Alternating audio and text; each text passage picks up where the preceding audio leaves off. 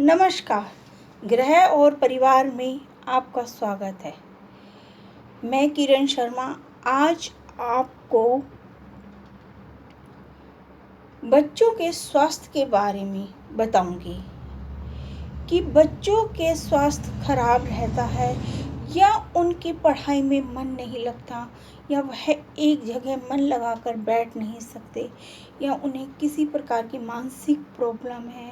कई बार बच्चे बिल्कुल ठीक ठाक दिखते हुए भी सही से बोल नहीं सकते या अपनी बात सामने वाले के सामने नहीं रख सकते।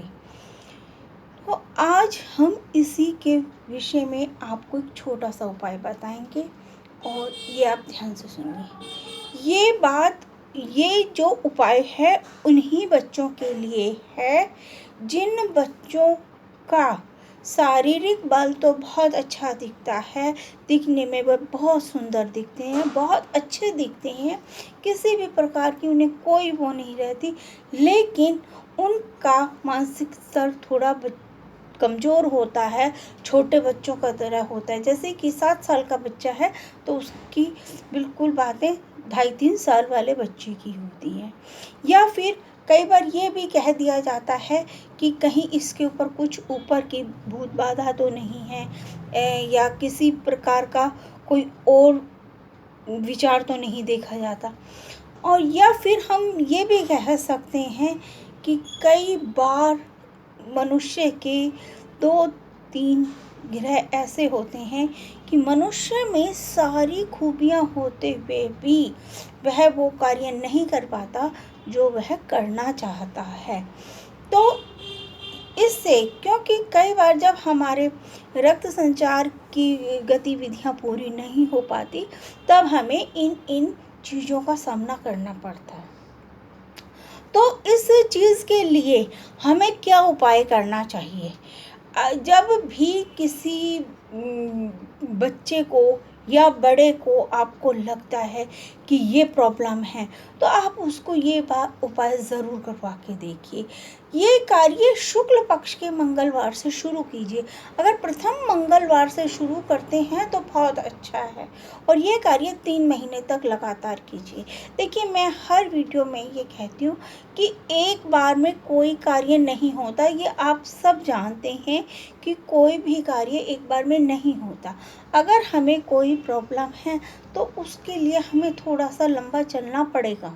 अगर हम कोई भी तरक्की चाहते हैं, देखिए बच्चा एक क्लास से दूसरी क्लास में जाने के लिए पूरा 1 साल चाहिए और बच्चे को जन्म लेने के लिए भी पूरे 9 महीने चाहिए। हमें कोई बिजनेस भी चलाना है तो कम से कम हमें 1 साल तो ज़रूर ही चाहिए होता है, जब हमें पता चलता है कि हमारा बिजनेस कितना आगे है कितना पीछे है। इसीलिए अगर हमें लगता है कि किसी चीज़ की हमारे बच्चे में या हमारे परिवार के किसी सदस्य में किसी प्रकार की इस तरह की कमियां हैं और उन कमियों को दूर करने के लिए हमें ये उपाय करना चाहिए।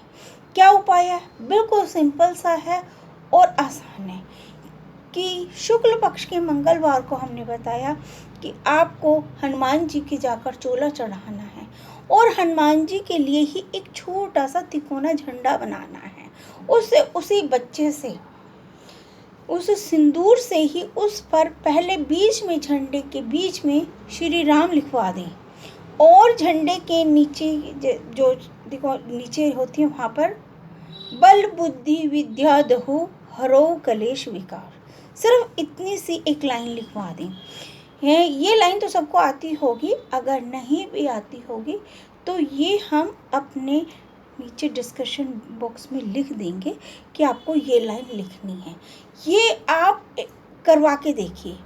आप 5 मंगलवार करवाइए तो देखिए, वैसे तो 3 महीने लगातार करने, लेकिन आपको 5 मंगलवार आप ये कार्य अपने बच्चों से, बड़ों से या जिसको भी ये प्रॉब्लम है आप ये कराएंगे। हनुमान जी को चोला चढ़वाना है और उसी सिंदूर से जो हम हनुमान जी का झंडा बनाएंगे उस पर श्री राम बीच में लिखेंगे और नीचे बल बुद्धि विद्या देहु हरो कलेश बेकार, ये लिखना है। सिर्फ इतना ही लिखने से आपका कार्य सिद्ध हो जाएगा। कई बार होता है कि हमारा डॉक्टरी उपाय काम नहीं करता और ये छोटी छोटी चीज़ें काम कर जाती हैं।